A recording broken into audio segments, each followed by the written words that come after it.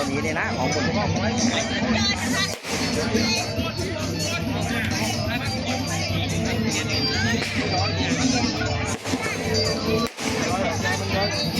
ม่ร้อนแล้วกลับไปที่นะ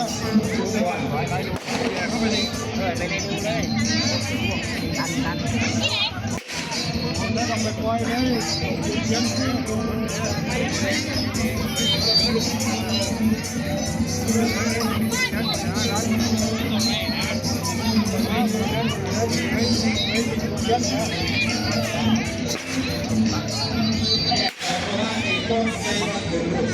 ไม่ลงความสองโล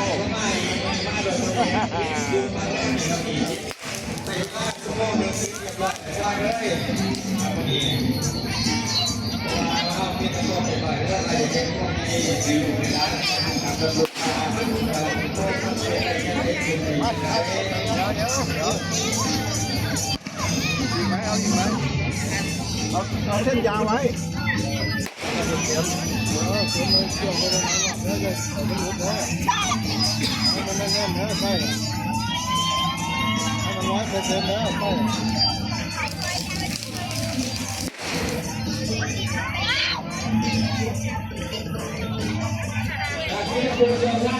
อ๋อไม่ใช่อ่ะเดี๋ยวมันไปเถื่อนใช่ผู้ใหญ่ไปนู่นผู้ใส่ใส่ไอ้น้ำใส่กูนี่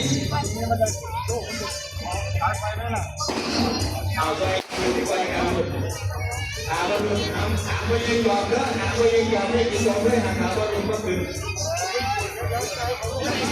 ให้เราถึงเราหาโรคจนให้โรคที่เกิดหาโรคก่อนด้วยเรา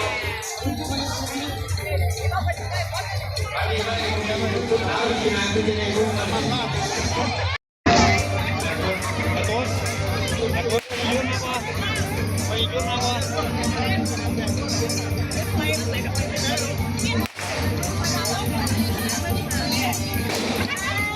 พูดให้ว่าถึงว่าพูดใหม่ไปยุคต้นวันนั้น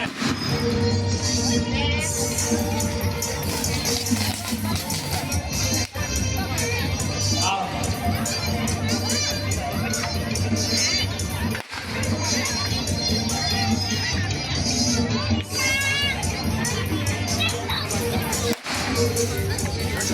ตามส่วนว่าพูดใหญ่ว่าพูดว่าเป็นว่าอย่างนี้คนใดควายขึ้นคนใดควายว่าอื่นก็ต้องเอาเลยว่า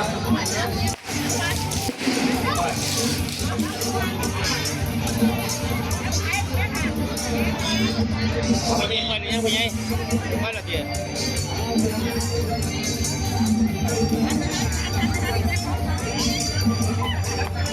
มาไปพักไปฟ้องเอาไปต้นไหนนะไปอีกต้น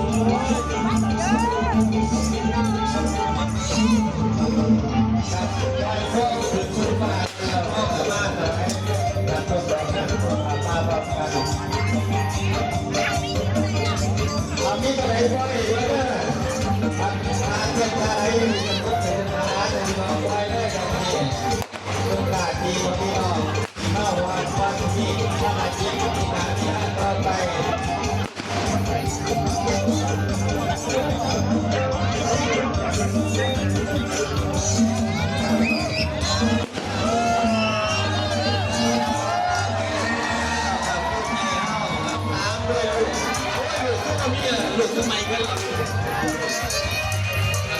ไปเริ่มกับยาวยาว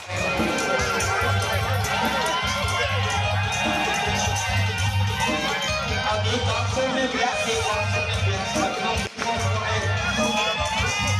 ตลาดดีตัวนี้คนเองตลาดเข้าเลย